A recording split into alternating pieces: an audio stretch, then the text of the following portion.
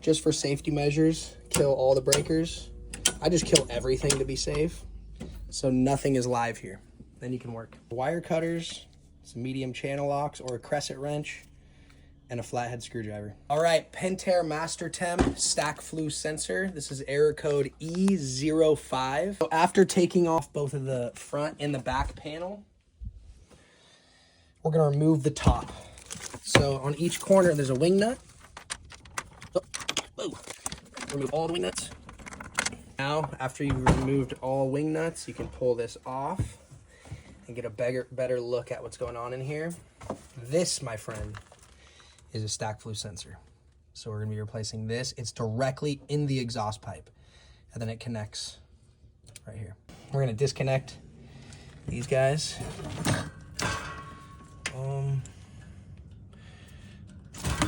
Just kidding.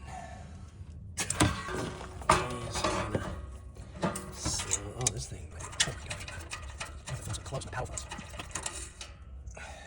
Thing's toast. Look at that. You got your new stack flue.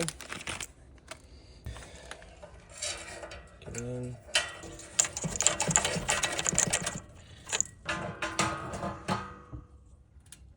Nice and tight. Oh, 3/8 turn. Boom.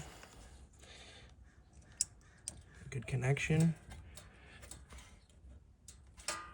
Boom. That's it. Cool. Now we just gotta put everything back together. This thing rests right on top here. Okay. Start from the top. There you go. Oh.